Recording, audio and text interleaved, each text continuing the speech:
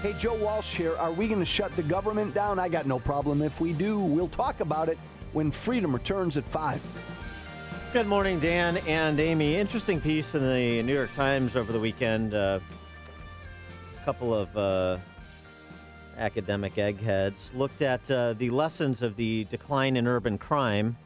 Not so much in Chicago, since we're reverting back to 80s levels, but in a lot of other urban centers, New York and LA in particular. This is interesting. Homicide, not a common cause of death for most of the U.S. population, but for African-American men between 15 and 35, it's the leading cause, which means any change in the homicide rate has a disproportionate impact on them. The sociologists calculate that what the life expectancy would be today for blacks and whites had the homicide rate never shifted from its level in 1991, kind of the height of urban violence. We found that the national decline in the homicide rate since then, the last 25 years, has actually increased the life expectancy of black men as a group by roughly 9 months. It's just an interesting way to kind of analyze this and think about the consequences of lawlessness on the streets of places like Chicago. Also, they find that test scores have risen the most. The gap in the average scores between black and white children narrowed the most in those areas where violence has fallen most sharply. Schools are safer, too. The drop in violent crime has led better-off families to move into poor city neighborhoods, thus reducing the concentration of poverty in urban America, and that gentrification, generally a positive thing. They go on to say the everyday lived experience of urban poverty has also been transformed in the last 25 years. Analyzing rates of violent victimization over that time, I found the poorest Americans today are victimized at about the same rate as the richest Americans were at the start of the 1990s. That means that a poor, unemployed city resident walking the streets of an average city today has about the same chance of being robbed, beaten up, stabbed, or shot as a well-off urbanite in 1993. Living in poverty used to mean living with the constant threat of violence in most of the country. That's no longer true. And this is about incarceration. It's about the graying of the population. There's a number of factors that contribute to it.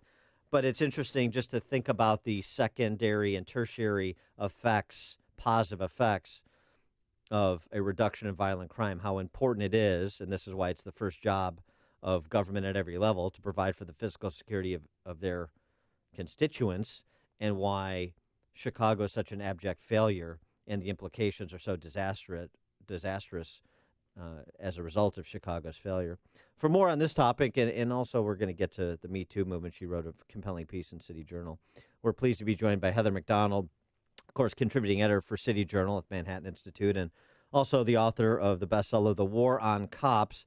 Heather, thanks for joining us again. Appreciate it. Thank you, Dan. Well, if we could start with the crime story, because of so much work you've done on this topic and for your book War on Cops. How do you react to some of those findings about the impacts of a reduction in violence in most of the country, with the exception of places like Chicago and Baltimore? Well, it's not a surprise. Crime is a regressive tax on minorities, and proactive policing and the conquest of crime is a progressive benefit that is enjoyed disproportionately by minorities who are the victims of crime. So when you have effective policing that is able to deter crime and get people off the streets and into prisons, you have people in high crime inner city areas that are, for the first time, enjoying freedoms that everybody else takes for granted, the ability to go to school without fear of getting shot. So there's no question that when crime drops, the primary beneficiaries of that are residents of high crime minority neighborhoods. But do you believe if there was more guns, there'd be more protection for people? I mean, we hear that argument all the time. If people arm themselves, they'd be less likely to become a victim. Do you buy into that? To be honest, Amy, I haven't looked into the whole gun debate. I frankly am inclined to take the position of the police on this, which is that they don't want everybody walking around armed to the teeth. I think the situation in Dallas when 5 officers were killed and 11 altogether were shot by a assassin inspired by Black Lives Matter ideology was indicative. Initially, we heard that there were 20 assailants, and that was because the cops couldn't figure out who was doing the shooting because so many people had guns. That having been said, I also have to acknowledge the truth of something that Bernie Sanders said in the beginning of his presidential campaign that didn't earn him any applause from the left, which is that in Vermont, practically everybody owns a gun, and the rate of violent crime is almost zero. Now, that is not, I think, because the presence of guns is deterring crime. I think it is because the NRA bromide that guns don't kill people, people do, is true. And the degree of violence that you see in high crime areas of Chicago or Baltimore, St. Louis, is not, the problem isn't the presence of guns. The problem is the absence of fathers. And it's the lack of social control that leads these young kids to respond to a fight or a feeling of disrespect by pulling out a gun and engaging in these utterly mindless drive-by shootings.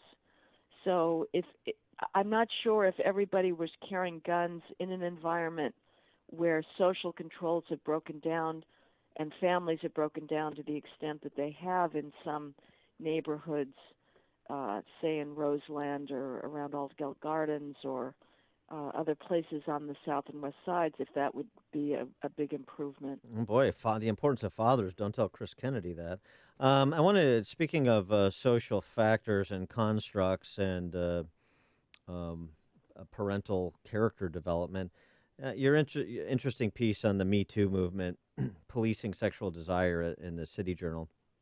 And this is based on this rather remarkable op-ed written by the gender editor at the New York Times. Yes, there is such a thing.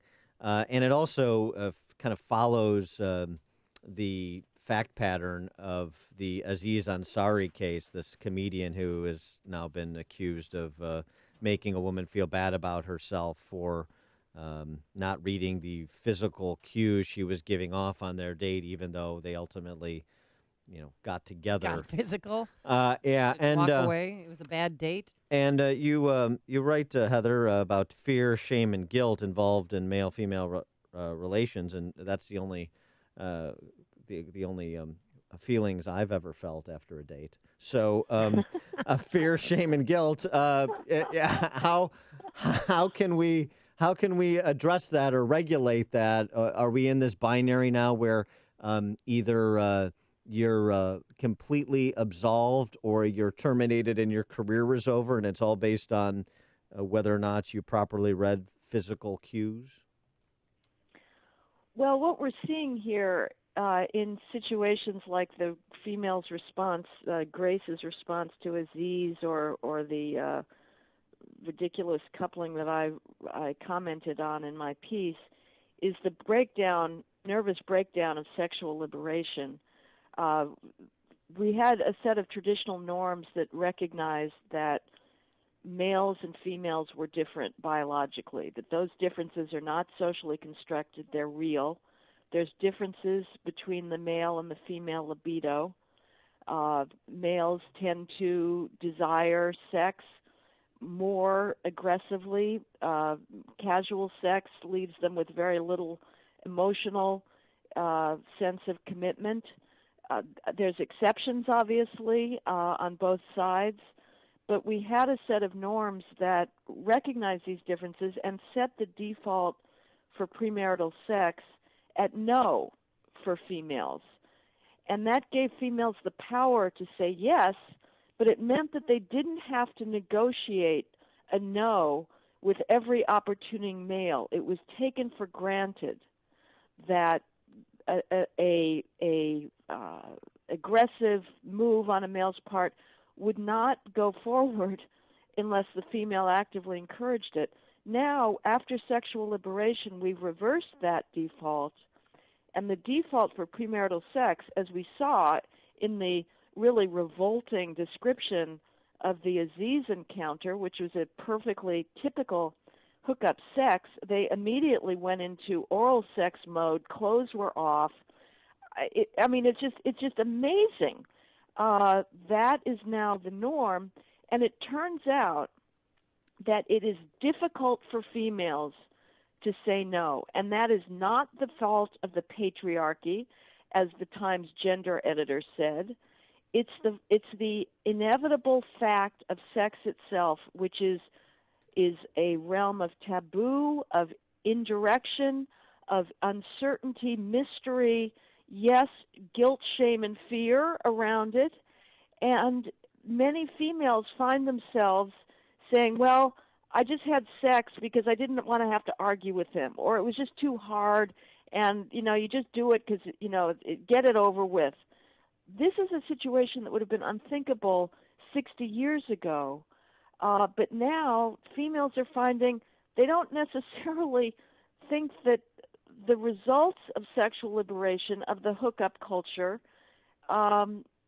serves them emotionally. And as a result, we find these ridiculous charges of, oh, I was raped, and we're responding with heavy-handed legal artillery. You have college sex bureaucrats writing rules for affirmative consent that look like a mortgage contract. We're talking sex here, guys. I mean, it's a category mistake. But the sad thing is that even the men that are accused, they're just automatically found guilty in the court of public opinion. And a lot of these Hollywood actors, I mean, some of them, yes, they're bad boys, they're sick, and they deserve, never to be on the silver screen again. But some of these allegations are just that, a bad date, and not sexual assault or sexual harassment or rape. Well, males are going to test, and the exchange of how you figure out mutual desire is the subject of thousands of years of literature. It is complex. It is ambiguous.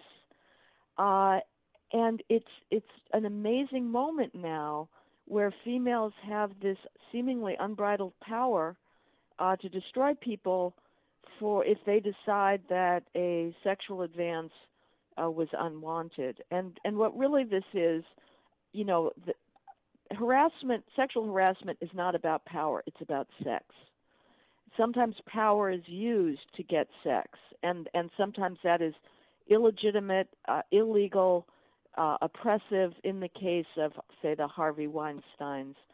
But now feminists are seizing this moment as an act of power to disappear men, and the consequences are going to be with us for a long time. I predict there's going to be a huge increase in female gender quotas throughout the economy on the argument that if we don't have proportional representation in different fields, it's because of the patriarchy and sexual harassment, which is simply not the case. But this is going to, I think, have a long-term effect on social relations.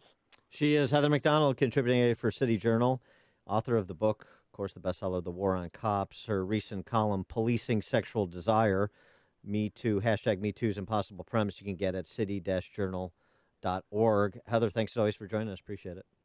Thanks, Dan and Amy. And she joined us on our turnkey.pro answer line.